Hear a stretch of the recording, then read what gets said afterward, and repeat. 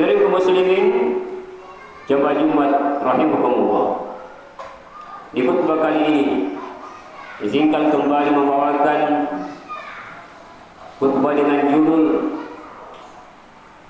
Mengimani Islam secara hakiki di dalam kehidupan kita. Kaum muslimin, jemaah Jumat rahimakumullah, seperti halnya kita sudah ketahui bersama atau kita sudah memahami bersama bahwa diutusnya Muhammad SAW dalam kehidupan dunia ini, tentu jamaah Jumat yang berbahagia ada alasan dan maksud tertentu sehingga Rasulullah SAW berada di muka bumi. Wa ma arsalnaka illa rahmatan lil alamin, dan tidaklah kami mengutus kamu Muhammad melainkan untuk menjadi rahmat bagi seluruh alam ini. Apakah yang termasuk manusia itu sendiri jamaah Jumat berbahagia? Lepas juga termasuk tumbuh-tumbuhan, hewan dan flora dan fauna, bahkan semua yang ada di alam jagat raya inilah yang menyebabkan Rasulullah SAW yang kita cintai diutus di permukaan bumi ini. Apa alasan jemaah Jumat yang berbahagia dengan diutus Muhammad SAW? Pertama, jemaah Jumat yang berbahagia menanamkan iman kepada kita semua. Bagaimana cara mengimani Islam yang sangat kita cintai dalam kehidupan kita ini.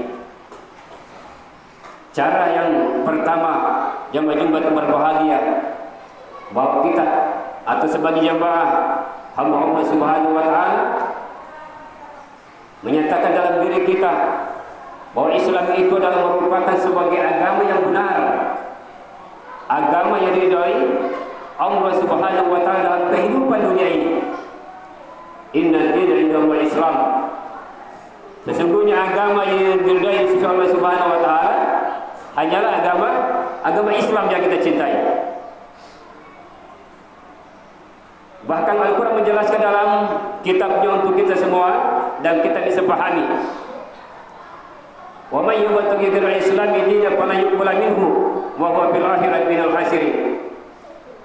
Barang siapa mencari agama selain daripada agama Islam, maka sekali-kali tidak diterima agamanya dan dia di akhirat termasuk orang-orang yang merugi.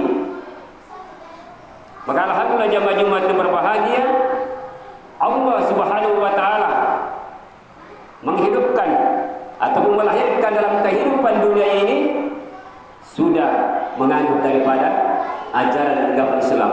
Tinggal bagaimana jemaah Jumat yang berbahagia, teknik dan waktu kita untuk mengatur waktu dengan sebaik-baiknya, mana perintah Allah Subhanahu wa taala dan mana yang dijauhi di dalam ajaran agama kita, sehingga kita bisa selamat dunia dan akhirat. Jemaah Jumat yang rahimakumullah.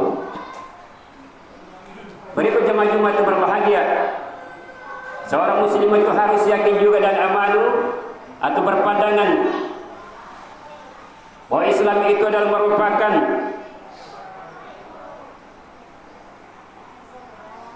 batas-batas antara surga dan neraka. Ketika Allah Subhanahu wa taala mengutus di dalam kehidupan dunia ini, itu tidak lain jemaah Jumat yang berbahagia. Dan inti yang sesungguhnya adalah bagaimana memperbaiki kita, hubungan kita kepada Allah Subhanahu wa taala lewat salat 5 waktu. Nah, salat ini adalah jemaah Jumat yang berbahagia kita pertaruhkan dalam kehidupan dunia ini. Bukan dan untuk memasuki daripada akhirat, maka salah satu di antaranya untuk mengorbankan waktu, tenaga dan pikiran kita. Jangan lupa jemaah Jumat yang berbahagia mengingatkan kepada diri sendiri, mengingatkan kepada saudara-saudara kita, keluarga kita, jangan sampai melalaikan hubungan kepada Allah Subhanahu wa taala. Apalagi kita sebagai seorang muslim yang balik laki-laki diwajibkan untuk sholat berjamaah di masjid, termasuk masjid yang kita banggakan dalam kehidupan kita ini. Ini adalah merupakan suatu hubungan yang hakiki yang harus kita laksanakan dalam kehidupan kita. Dan bagaimana jemaah-jemaah itu berbahagia dengan hubungan kita kepada Allah Subhanahu wa taala, yang senantiasa juga kita banggakan bahwa begitulah hubungan kita. Tapi sesungguhnya jemaah-jemaah itu berbahagia. Banyak di antara untuk memperbaiki hubungan ini, termasuk di dalamnya jemaah-jemaah itu berbahagia. Bukan cuma menyiarkan mendakwakan Islam seperti saya sekarang ini secara tertulis atau secara lisan, tapi bagaimana jemaah-jemaah itu berbahagia senantiasa menyampaikan atau tersendiri berdoa kepada Allah Subhanahu wa taala untuk saudara-saudara kita yang ada di negara Palestina sana. Bagaimana memperbaiki hubungan kita kepada Allah Subhanahu wa taala, memperbaiki hubungan kita terhadap sesama walaupun kita tidak kenal, tapi kita sudah bersaudara, jemaah-jemaah berbahagia. Jangan lupa luangkan waktunya untuk berdoa kepada Allah Subhanahu wa taala saudara-saudara kita yang ada di Palestina. Mungkin saja kita tidak mampu untuk mengeluarkan harta yang kita miliki, jemaah-jemaah berbahagia. Tetapi bukan cuma itu jemaah-jemaah berbahagia, tapi doanya yang sangat luar biasa. Maka dalam hadis dijelaskan, la yarudul qada ila du'a. Tidak ada yang bisa merubah ketetapan itu kecuali dengan doa. Bahkan senjata kimia pun, rudal-rudal pun tidak akan terjadi apa-apa di negara Palestina itu kecuali insya Allah kita berdoa kepada Allah Subhanahu wa taala, karena doa ini adalah merupakan senjata yang sangat ampuh bagi umat Islam ketika dia sudah melaksanakan sholat wajib maupun sesudah melaksanakan sholat sunnah lainnya. Yang penting aku yakin batilan ilallah, dan insya Allah doa kita diterima Allah Subhanahu wa taala. Diterima atau tidaknya kita kembalikan kepada Yang Maha Kuasa. Oleh karena itu jemaah-jemaah berbahagia, mudah-mudahan di negara Palestina sana dan kita sebagai warga negara Indonesia selalu peduli terhadap kehidupan yang sudah sangat menyakitkan ini. Jemaah-jemaah berbahagia, kecuali jemaah-jemaah berbahagia manusia tidak punya perasaan, yang tidak punya hati, melihat kenyataan ini tidak menangis, tidak merasakan sesuatu hal di mana sesungguhnya iman yang tidak sesungguhnya kita miliki, kecuali ada pada diri kita.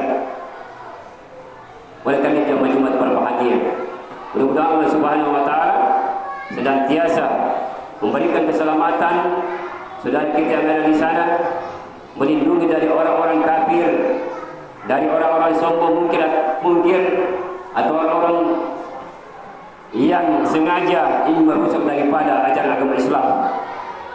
Yang majumlah rahimahumullah. Dari kaum muslimin, oleh karena itu di dalam kehidupan kita jangan meninggalkan waktu hanya karena faktor semata-mata dunia saja. Tapi mari kita senantiasa jemaah-jemaah berbahagia mengingat waktu ini, waktu untuk dunia, lebih-lebih hari kiamat nanti. Jemaah-jemaah yang dirahmati Allah Subhanahu wa taala, inilah khutbah singkat yang sempat saya sampaikan pada kesempatan yang sangat berbahagia ini. Mudah-mudahan Allah Subhanahu wa taala memberikan hidayah kepada kita semua, senantiasa menjaga daripada ajaran agama Islam ini, memperbaiki hubungan kita kepada Allah Subhanahu wa taala, dan memperbaiki hubungan kita kepada sesama kita dan lain sebagainya. Barakallahu fi wa lakum wa nafa'ani wa iyyakum bima fihi min al-ayati wa dzikril hakim. Wa taqabbal minni wa minkum tilawatahu innahu huwas samiul 'alim.